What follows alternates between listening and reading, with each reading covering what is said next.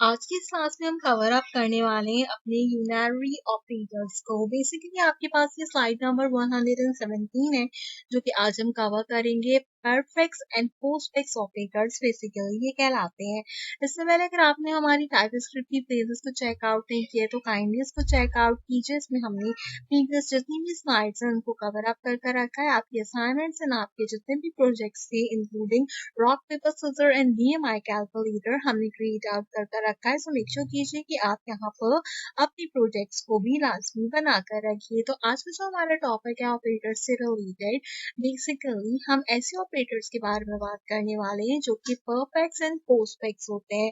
अगर हम unary operators से बात करें तो ये बेसिकली आपके पास इमेजिनेशन के यहाँ पर ऑपरेटर्स होते हैं जिसमें हम यहाँ पर double addition and double subtraction का यूज करते हैं और कंसोल लॉग के अंदर इसके आउटपुट को चेक करते हैं। अच्छा, इनको चेक करने के लिए आपको यहाँ पर कुछ प्रोग्राम्स को क्रिएट आउट कर बताया गया, बट मैं इनको इजी वे में आपको बताने वाली हूँ कि किस तरीके से ये ऑपरेटर वर्क करता है। आपने क्या करना है, सबसे पहले एक यहाँ पर वेरिएबल लेना है। तो मैं यहाँ पर एक वेरिएबल लेती हूँ, like a is equal to 5। इसके साथ साथ हम एक b का वेरिएबल भी ले लेते हैं जो कि कहलाता है हमारे पास 2 के इक्वल। मैंने क्या किया, मैंने इन दोनों वेरिएबल्स को यहाँ पर कंपाइल कर लिया। इसके बाद मैंने एक और वेरिएबल लिया जो कि सी का मेरे पास वेरिएबल था और इसमें मैंने डिफाइन आउट किया। इसमें क्या चीज डिफाइन आउट की, इसमें मैंने बताया कि मेरा जो ए वेरिएबल है आप उसमें सिंपल 1 को प्लस कर दो।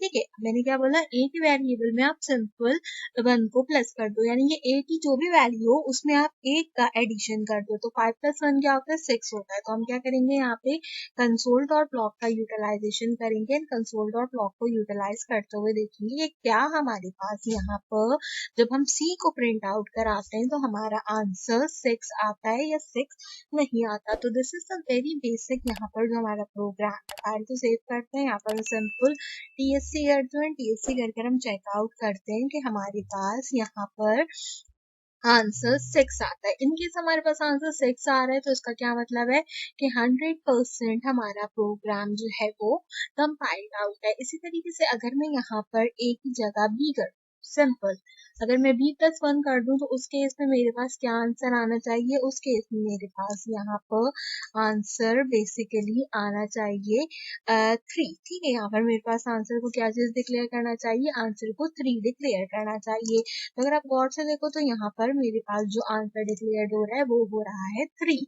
तो इसका मतलब क्या है कि मेरा ये वाला फंक्शन यहाँ पर करेक्टली वर्क कर रहा है।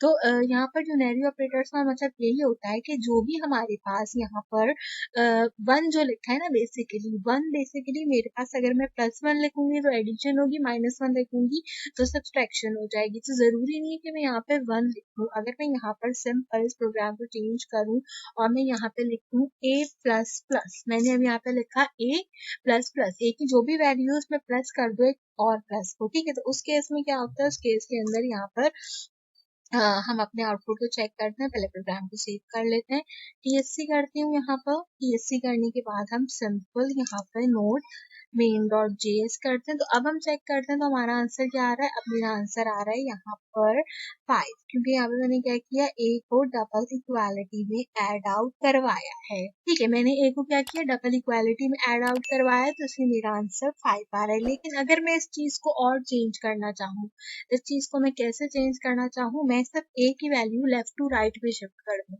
मैंने सिंपल काम किया, मैंने a की वैल्यू लेफ्ट टू राइट में शिफ्ट की, प्रोग्राम को सेव किया, यहाँ पर मैंने टीएससी किया और मैंने यहाँ पर नोड main.js किया। तो अब आप देखो मेरा आंसर आएगा 6। ठीक है, तो this is how the parameters are actually working.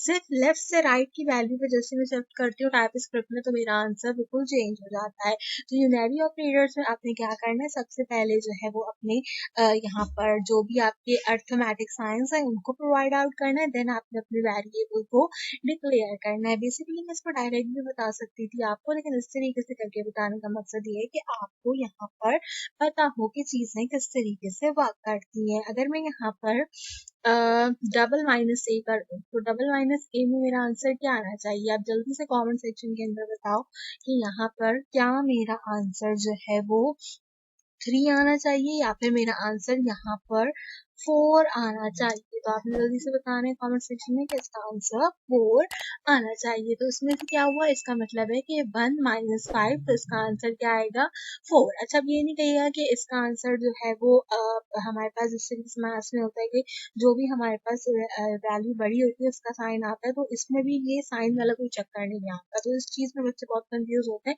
तो इसको बिल्कुल क्लियर रखिएगा कि आपने इस तरीके से इसको यूटिलाइज करना है। ठीक है, तो आई होप आपको ये एग्जाम्पल जो भी वो आपकी आसानी से समझ में आ जाएगा। एक होमवर्क दिया है आप लोगों को लास्ट टास्क के अंदर इसी टास्क से रिलेटेड।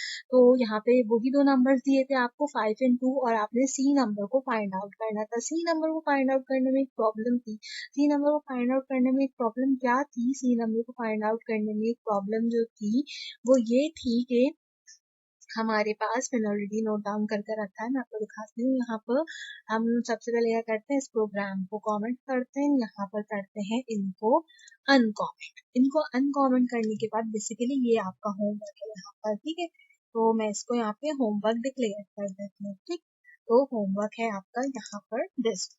अब प्रॉब्लम क्या है यहाँ पे, अब प्रॉब्लम ये है कि ए हमने और बी हमने यहाँ पर डिफाइन कर दिया वैसे जैसे हम डिफाइन करते हैं, और सी को हमने नंबर्स में डिफाइन कर दिया। मैंने कहा है कि सी की वैल्यू किस चीज के बराबर है, double plus A double plus. अब जो मैंने भी आपको एग्जांपल दी ना कि देखो ए एक जगह लेफ्ट में शिफ्ट है, एक ए में एक जगह राइट में शिफ्ट है, वो एग्जांपल मैंने इसीलिए दी थी कि इसके अंदर आपके पास जो आप वैल्यूज रखोगे ना तो वो आपके पास एडिशन भी होगी और आपके पास सब्ट्रैक्शन भी होगी। तो इस पूरी वैल्यू का जो इक्वलेट आएगा ना मेरे पास, वो मेरे पास आना चाहिए यहाँ पर 22। ठीक है, तो आप जो है इसको कैलकुलेट कर कर देखिएगा, मुझे बताइएगा कि क्या आपका आंसर भी 22 आता है। तो हम सिंपल क्या करेंगे, इसको यहाँ पर अपने टर्मिनल के अंदर चेकआउट कर लेंगे। टर्मिनल में चेकआउट कर कर मैं देखती हूँ कि क्या इसका आंसर हमारे पास 22 आ रहा है। तो इसका आंसर 22 आना चाहिए। इसमें दोनों की दोनों एडिशन एंड सब्ट्रैक्शन होंगे, तो यू कैन इजीली सी के आंसर आ रहा है 22। तो वो जो मैंने आपको पूरा कॉन्सेप्ट दिया उस चीज से रिलेटेड कि आप लेफ्ट टू राइट जिस तरीके से जाओगे एंड वैल्यूज चेंज हो जाएंगी, वो इसीलिए था ताकि आपको आसानी से ये बात समझ में आ जाए। तो आपका एग्जाम्पल सोल्यूशन भी यहाँ पर हमने कंटिन्यू कर लिया है। इंशाल्लाह इस पूरी की पूरी साइड लिस्टिंग को अपनी प्लेलिस्ट के अंदर कंटिन्यू करती रहूंगी। सो मेक श्योर कीजिएगा कि आप ये सारी की सारी प्लेलिस्ट चेकआउट करें। इन केस अगर आपने कोई भी यहाँ पे प्रोजेक्ट्स वगैरह मिस किए, चाहे वो 45 असाइनमेंट्स हो आपके, आपका BMI कैलकुलेटर हो, आपका रॉक पेपर सिजर का गेम हो, वो मैंने सब यहाँ पर कंप्लीट करवा कर रखे हैं। सो मेक श्योर कीजिए कि इस टाइपस्क्रिप्ट नोट्स की प्लेलिस्ट को लाजमी चेकआउट कीजिए। आप जो भी प्रोग्राम क्रिएट करें, जो भी होमवर्क क्रिएट आउट करें, लिंक्डइन पे मुझे लाजमी टैग आउट कीजिए ताकि मुझे पता हो कि आपने मेरे वीडियो से फायदा उठाया है। तो आज की वीडियो के लिए बस इतना ही। अगर आप पहली बार मेरे चैनल पर आए तो आपसे रिक्वेस्ट है कि सब्सक्राइब कर दीजिए, bell icon button call press कीजिए, कंप्लीटली फ्री, और इससे आपको मेरे आने वाले हर वीडियो का नोटिफिकेशन टाइम से मिलता रहेगा।